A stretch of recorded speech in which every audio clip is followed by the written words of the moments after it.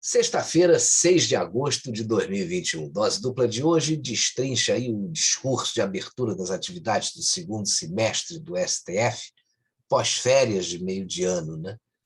Foi uma preleção do presidente do Supremo Tribunal Federal, Luiz Fux, que é pródiga em descrever um mundo ideal, aí, uma fantasia brasiliense, né? Totalmente dissociada da realidade brasileira. A solenidade ela aconteceu na última segunda-feira, dia de ressaca cívica, né? Após aí as grandes manifestações que ocorreram no domingo e 4 dias depois das graves denúncias do presidente Jair Bolsonaro sobre o boicote ao voto auditável. O faz de conta do ministro Fux capricha aí no português, embora contraria a história. E, como segundo tema, a gente vai deixar as claras aí as mentiras que estão sendo contadas pelo TSE, né? As patéticas tentativas aí de encobrir as vulnerabilidades do sistema de informática da Corte Eleitoral e vem deixando todo mundo com várias pulgas aí atrás da orelha. Vai-se ao cúmulo aí de apelar para argumentos falsos, fake news deslavadas, para tentar cooptar as pessoas para que essa ideia de que as urnas eletrônicas, tal como são hoje no Brasil, são equipamentos imunes à manipulação de seu funcionamento. Isso aí é uma falácia que tenta tomar corpo pela voz do próprio tribunal, né? Aparentemente avesso aí à garantia da transparência do processo de votação. Mas diga lá, Marcelo Cardoso, que presente de aniversário, hein? Meus parabéns. Obrigado. Pois é, Marcelo Campos. As revelações dessa quarta-feira sobre o que o TSE está ocultando da sociedade, em especial da lei, foram, eu diria, cirúrgicas, estrategicamente desveladas, num timing perfeito nesse processo de tornar públicos os poderes podres dentro das altas cortes do país. Com largo conhecimento da turma com a qual está lidando, Bolsonaro, como político, revela-se cada dia, cada vez mais, um excelente enxadrista. E o nosso Fux, prosaico, patético, sonso, dissimulado, um combo disso tudo, como você bem sugeriu, numa associação que eu faço com bastante recorrência, Brasília encarna o espírito da Ilha da Fantasia. Apesar de não ter mar, né? Brasília também pode existir do lado do mar.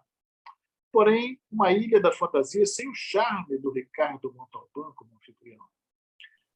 Aqui a gente tem mesmo que aturar Fux, Xandão, Totófoli, Gilmar, Levando Lewandowski, Aziz, Cavaleiros, Faria Fina, tutti buona gente, una grande famiglia, hai capito? A verdade é uma só, né? Não dá para comparar Ricardo Montalbán com Ricardo Lewandowski, né?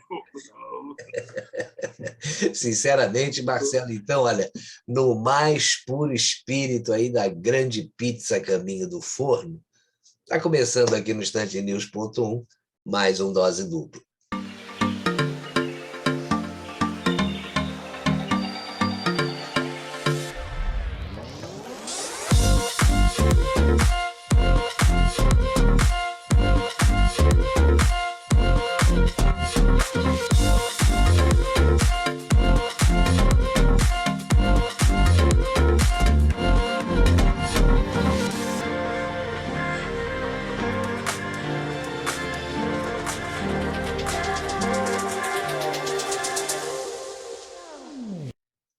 Nessa segunda-feira, 2 de agosto, o presidente do STF, Luiz Fux, fez uma preleção aí de 13 minutos, enaltecendo a si mesmo e aos colegas de toga, né?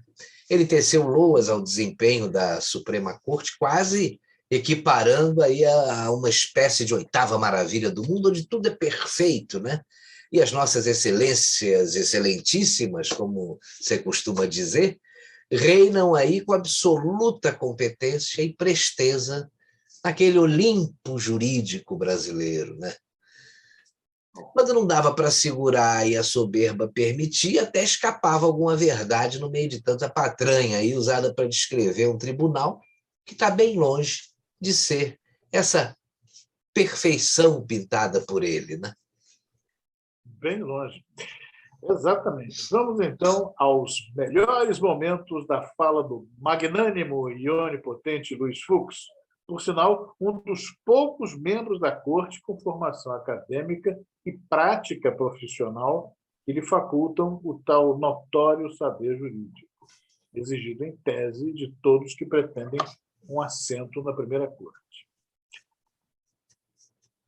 Imagine se não tivesse essa responsabilidade nem no singular, nem no plural, hein, Marcelo?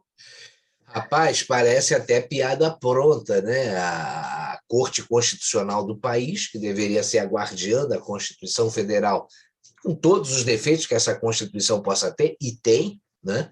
Se tornou claramente uma corte criminal recursal, de instância irrecorrível, e nisso, essa responsabilidade institucional foi para o brejo faz tempo, né? Vamos lá. Seria ótimo se fosse mesmo uma certeza, hein? Os próprios seres supremos, né, têm sido os primeiros a rasgarem aí a Constituição na defesa de tudo que é indefensável. É isso que impressiona, né? 5 lorotas de uma tacada só. Salvaguarda da Constituição, estabilidade institucional, harmonia entre os poderes, proteção da democracia e pelo povo e para o povo. Isso aí é o que deveria ser, né? Você se lembra até daquele shampoo Denorex, né? Parece, mas não é, né? Olha, essa só rindo mesmo. Pois é, sem comentários, né? A piada já veio pronta e sem nenhuma necessidade de retoque. Belo reforço. Toca o bonde. Alvíceras, uma verdade. Realmente nós não esperamos. Uma coisa é uma coisa, outra coisa é outra coisa. Mas o inesperado está acontecendo sob as barbas de todos, por meio do ativismo judicial crescente, no mínimo repugnante. Você quer evidência maior do que a convocação por ministros do Supremo e de donos de partido? Sim, porque esse pessoal é muito mais dono do que presidente ou líder de partido, né? Isso aí a gente sabe. Mas você vê, como eu estava dizendo, você quer evidência maior do que a convocação desses donos de partido para cooptá-los aí para a causa do voto não auditável? A gente tem que chamar assim, né? Eu vejo exatamente o oposto. Quem está lutando em prol da causa pública está desprotegido, quando não está também sendo perseguido justo por essa postura. É a seriedade não levada a sério. Você vê aí o Daniel Silveira, o Oswaldo Eustáquio, o Alan dos Santos. Dá para fazer uma lista aí dos perseguidos em maior ou menor grau, né? Senti um cheiro de grito de guerra esquerdista desse jeito de falar. Você percebeu mesmo, Marcelo? Olha, ficou estranho, de fato, né? Até porque esse discurso do queremos vacina foi meio apropriado aí pelos canhotas e ainda por cima no timing errado, né? Já que o Brasil está dando um show aí nas ações de imunização. Você vê que a OMS diz que espera que os países vacinem aí 10% da população, que para eles já é uma beleza. Nós já vacinamos 50% da população, né? Esses caras sempre erram, é impressionante. A turma quer fazer oposição por oposição e não tem, na realidade, nenhum interesse pelo bem comum, né? Tudo contra. Pois é, e a propósito, né, excelências, vocês precisam ajeitar aí os aparelhos de surdez, porque para ouvir melhor as vozes das ruas, né? Porque todo mundo no STF deve usar aparelho de surdez. Não é possível. Alô? Franciscano ministro, eu diria. Veja só, Deveríamos aproveitar o embalo e completar com onde houver erro, que eu leve a verdade, e onde houver trevas, que eu leve a luz. Acho particularmente pertinente ao contexto, não é? A proposta pode ser boa se não fosse uma fraude, né? Igual aquelas que eles mesmos acabam acobertando. E agora a cereja do bolo. Rapaz, fiquei emocionado com essa constatação. E você, Marcelo? Olha só, eles trabalham. E trabalham por nós. Foi isso mesmo que a gente ouviu. Às vezes eu tenho a impressão de ter uns lapsos aí cognitivos, né? Quando eu ouço essas coisas. Eu não sei duplo pensar ainda, né? Me falta aí um pouco mais de George Orwell, uma releitura aí profunda daquele 1984, aquele clássico, né? Talvez para atingir aí esse nível de compreensão. Enfim, começou a segunda metade do ano. Coisas importantes existem aí para se resolver e a população está à espreita aí com relação, à espreita e esperta também, né, com relação a isso. O Brasil acordou, a gente está vendo, como muito já se disse aí, e acordou mais esclarecido, porque a gente tem um país que precisa ser resgatado. Essa é a realidade, apesar daqueles que militam aí contra essa causa. Você vê que 7 de setembro vai ter um outro evento aí que promete, né, em termos de manifestação popular, além do que você tem aí um futuro pelo qual a gente precisa brigar, cuja nova fase começa em 2022. E esse é um futuro que depende da lisura como as escolhas dos eleitores se darão, né? Isso vai acontecer em outubro do ano que vem. Se isso é verdade, e eu acho que é, então vamos passar agora às mentiras, né? Para as mentiras do TSE, né? Depois da gente ouvir o que o ministro Fux disse em seu discurso e analisar o que o Supremo, na prática, constata, né? A gente vê que tem alguma coisa errada, né, com a nossa justiça e também com a nossa justiça eleitoral.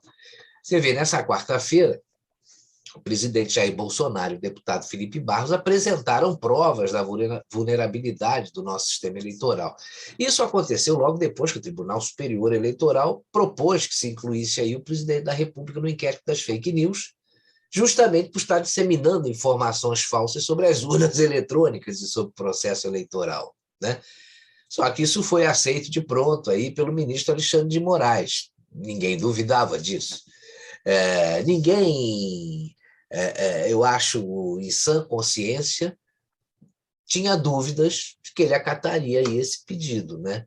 Essa foi mais uma tentativa dos conspiradores de plantão para inviabilizar a candidatura do Bolsonaro para as próximas eleições em 2022. Só que parece que o tiro saiu pela culatra. Ninguém esperava aí que o presidente apresentasse alguma prova. Todos achavam que ele estava blefando, né? E o que deve ter doído mais para esse pessoal é que as provas foram produzidas pelo próprio Tribunal Superior Eleitoral. Essa doeu, né, Marcelo? Essa foi uma pancada, com certeza, Marcelo Campos. E como? Doeu tanto que a velha e tradicional imprensa teve que noticiar, embora sem o estardalhaço que o tema merece, tudo que foi mostrado pelo presidente, pelo deputado Felipe Barros.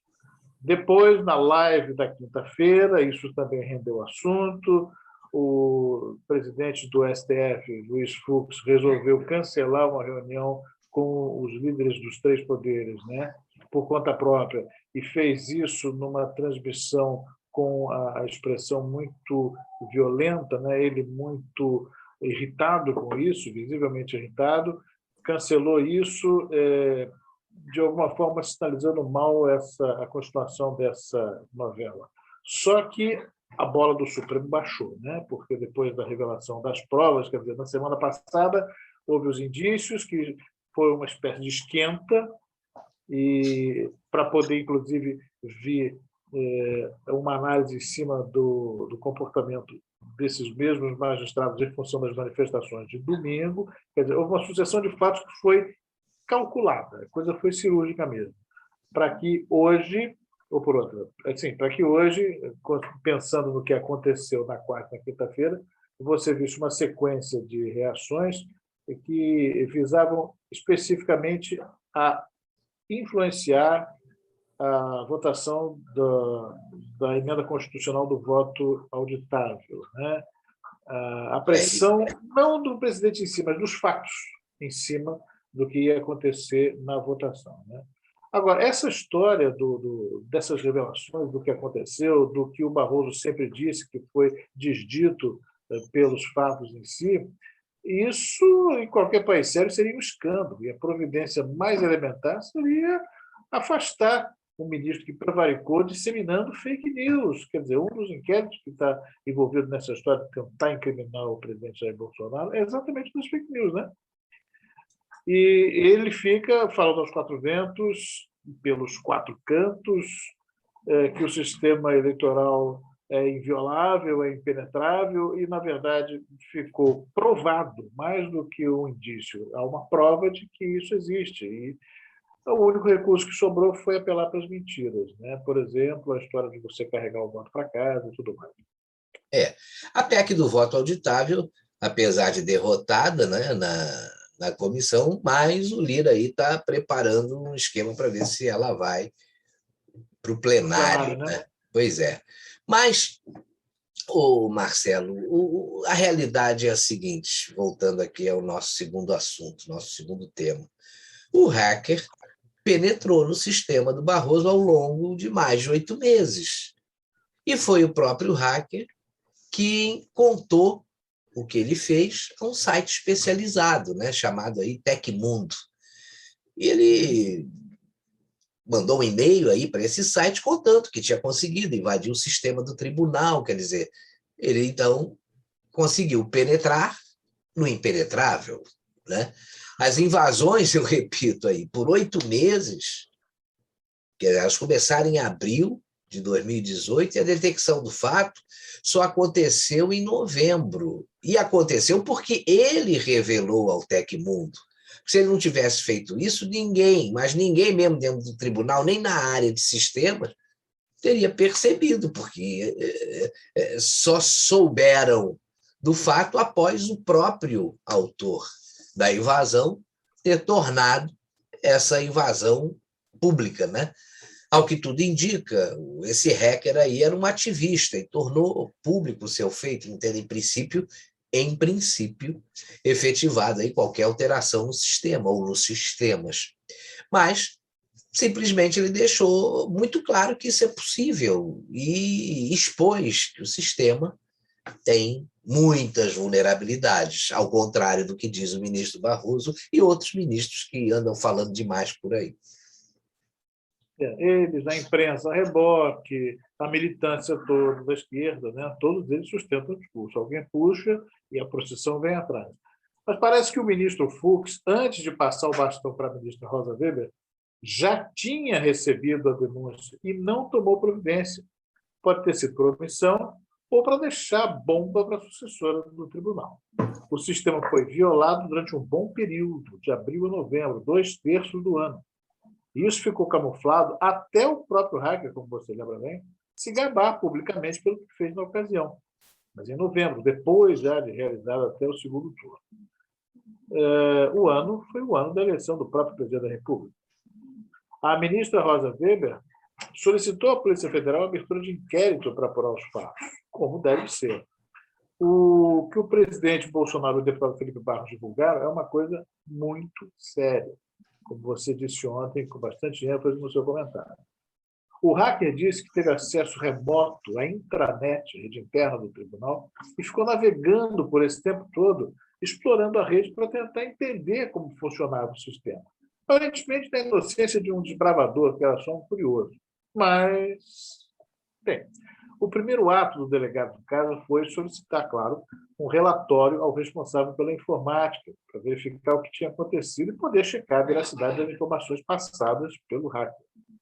A primeira invasão ocorreu em 18 de abril de 2018, no Tribunal Regional Eleitoral de Pernambuco.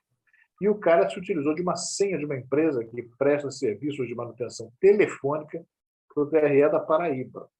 Depois disso, ele conseguiu entrar em outros 3 tribunais regionais eleitorais do Brasil e aí chegou ao sistema do TSE. Ele entrou em diversas máquinas, obteve milhares de códigos-fonte, documentos sigilosos, inclusive credenciais, logins de ministro substituto e de diversos técnicos ligados à alta cúpula da informática do TSE. Mas o pior de tudo foi quando o delegado da Polícia Federal solicitou ao técnico responsável pelo sistema do tribunal os logins para verificar quem teve acesso, os logs, como se diz abreviadamente, né? Para verificar quem teve acesso, como aconteceu esse acesso e que eventuais alterações teriam sido feitas no sistema. A resposta foi a mais absurda possível. O responsável do TSE disse, cara lavada, que os logs tinham sido apagados acidentalmente por uma empresa terceirizada que faz a manutenção no firewall do tribunal. Parafraseando o título de um programa de coisas absurdas que uma vez eu e um grupo fizemos, por imprensa que parível. Ou os caras, Marcelo, são extremamente despreparados, no que particularmente eu não acredito, ou apagaram deliberadamente, seja para que não descobrissem a dimensão de uma eventual fraude que estava em curso, seja para não mostrarem a vulnerabilidade real das nossas urnas e do nosso sistema eleitoral em geral. Isso aí é desconcertante, né, rapaz? Pois é, agora eu te digo uma coisa. Esse cara parece realmente ser um ativista, pelo que estamos vendo. Ele mesmo teve a iniciativa de invadir, penetrar no sistema durante meses para exatamente analisar essas vulnerabilidades e depois tornar público o que ele fez. A pergunta a fazer é a seguinte: esse aí pode não ter feito nada, mas quantos hackers podem ter penetrado no sistema, feito alterações e estarem aí por aí sem serem identificados? Esse suposto ativista teve acesso, segundo o relatório apresentado pelo próprio TSE, à VPN do Tribunal da Paraíba, e um outro ponto de entrada identificado no TRE do Rio Grande do Norte. Depois detectaram conexões indevidas na própria VPN do TSE em Brasília, uma delas com as credenciais do coordenador de infraestrutura do tribunal. O hacker conseguiu quebrar um monte de senhas de usuários para provavelmente invadir outras partes do sistema. Veja que o próprio TSE reconheceu que o invasor entrou no sistema. Como é que agora, sem que tenha havido um reforço na segurança dos dados, pelo menos sem que isso tenha sido divulgado, tudo funciona maravilhosamente e novas invasões seriam improváveis? Fica comprovado pelo próprio tribunal, Marcelo, que o sistema não é impenetrável como mentiram. E pior, mentiram, né? O ministro Barroso e várias outras pessoas que têm dado declarações, e a gente percebe que não sabem do que estão falando, porque todos ficaram desmoralizados com essa divulgação feita ontem, né? Veja que uma das partes do sistema que o hacker teve acesso foi o portal de sessão de voto informatizado, que é o local do software onde está o código-fonte inteiro das urnas eletrônicas de todo o país. O secretário substituto de Tecnologia da Informação disse que esse software estava sem qualquer autenticação. O hacker entrou no coração do sistema do tribunal, podendo alterar qualquer coisa nas urnas. Qualquer coisa, o que significa resultados. Isso é um absurdo, isso é gravíssimo. E aí, Marcelo, se a gente juntar os pontos, a gente chega à conclusão de que estão querendo, de todas as maneiras, tirar o presidente da sua cadeira, mesmo não encontrando nada de concreto contra ele. Os fatos estão mostrando isso. Olha só, o Guilherme Fiuza ontem resumiu muito bem quem é o ministro Barroso, né? Ele disse o seguinte: o Barroso vive dizendo que o anseio democrático por eleições limpas é ameaça autoritária. Só para dizer isso, fingindo que não viu aí pelo menos 3 coisas. A primeira foi o laudo da Polícia Federal sobre as urnas ditas inauditáveis, né, que são inauditáveis. O país todo nas ruas, uma grande parte do país, né, nas ruas, querendo aí o voto impresso auditável.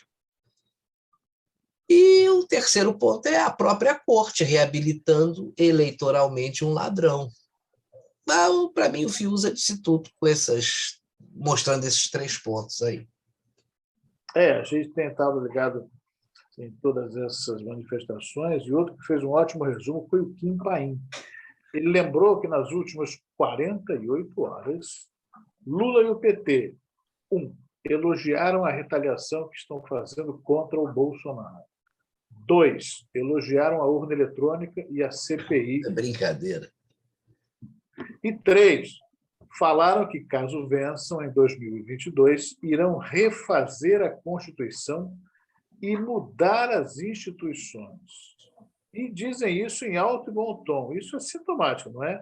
Mas interessante é que eu estava lendo também que o Lula vai ter uma caravana pelo Nordeste agora em agosto, e uma das ele foi não sair às ruas. Né? O líder das pesquisas, hein? O cara está lá em cima. Rapaz, olha, há muito tempo, o Marcelo, se fala num golpe em curso, né? E vendo isso, a gente vê que aquela frase do José Dirceu era uma profecia, né? Nós vamos tomar o poder, o que é diferente de ganhar uma eleição. Tudo caminha para isso, né? Você pega aí as ações do Supremo, o que essa CPI está fazendo e quem está fazendo, né? Quer dizer, aí é uma coisa de louco. Só que o Bolsonaro já mandou o recado também. Ele disse que joga dentro das 4 linhas da Constituição, e isso é verdade. E só ele está jogando. Quer dizer, tanto o judiciário quanto o legislativo já ultrapassaram essas 4 linhas aí faz tempo, né? Mas o Bolsonaro afirmou, isso foi anteontem, que se continuarem jogando fora desses limites, ele também vai jogar. E eu vou te dizer uma coisa, pode ser que esses fatos divulgados pelo presidente mudem a percepção dos deputados com relação ao voto impresso auditável. Eu não estou falando da comissão, porque você vê que houve uma manobra. Depois daquela reunião do STF com os 11 líderes de partido, os líderes, a posição dos deputados que estavam na comissão era pela aprovação do voto impresso auditável. Só que depois dessa reunião houve uma manobra, e nessa manobra trocaram os deputados para colocar aqueles que votariam contra, como votaram. E o que aconteceu ontem, né? Mas eles estavam lá por isso. Podemos chamar isso de chantagem judicial? Não. Pode ser, uma grande possibilidade, né? Agora, uma coisa é certa, a cada dia que passa, a população está vendo que esse pessoal está tramando, né? E pelo que a gente está percebendo, o presidente não vai entregar a cadeira de bandeja a quem quer que seja. Que assim seja, né? Por isso, Marcelo, nosso tempo também vai chegando aí ao final, né?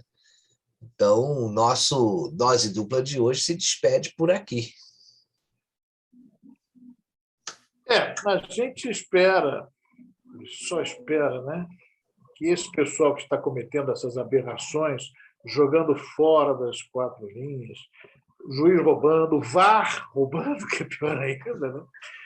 Que essa gente que faz isso desde o início do mandato do presidente, lá se vão 2 anos e meio de governo, esse pessoal tome juízo, porque se não tomar, nós vamos ter muitos, mas muitos problemas pela frente. Pelo que a gente está vendo, tem bastante gente, isso ficou claro no domingo, com disposição para evitar que o Brasil se transforme numa Argentina ou numa Venezuela. É isso mesmo. A gente tem que ficar muito de olho no que vem por aí, né? E eu vou dizer para você o seguinte, a situação é muito preocupante por essas ousadias que a gente está vendo, nada democráticas, né? E as narrativas que são criadas e fomentadas aí pela própria imprensa. Situação muito, muito preocupante. Pela falta de muitas pessoas que são do lado do bem, mas que ainda não captaram a mensagem, como diria o Rolando Lero, a história do voto auditável, a importância, o que ele não é, que é o que vem sendo muito propagado pela própria Corte Eleitoral, o que ele realmente significa em termos de importância não para que se force uma situação para um candidato ou para outro, apenas para que se tenha uma manifestação honesta do povo, respeitada nas urnas, que é o que parece que não querem que aconteça. Pois é, mas se você gostou aí do nosso Dose Dupla de hoje, deixa aí o seu super bem-vindo like aí no nosso vídeo e também faça o seu comentário, que a gente aprecia muito aí as colocações do pessoal que assiste aqui o Instante News. Acompanhe também o instantenews.1 pelas outras mídias que a gente está participando também, né? O Instagram, o Facebook, o Telegram e o Getter. Um abraço, então, para você, Marcelo Cardoso, um abraço para você, que ficou com a gente aqui no Dose Dupla de hoje. Um abraço, Marcelo Campos, uma ótima sexta-feira, essa, muito especial para mim, um fim de semana de comemorações, um Dia dos Pais esplêndido a todos, e que venha uma semana mais serenidade. Pois é, tem que contar aí quantas velhinhas está soprando, né? 59. Ô, cara, ano que vem já vai ganhar estacionamento de idoso, hein? Pelo menos isso. Um abraço para todo mundo. Um abraço, parabéns, hein? Obrigado. Tchau.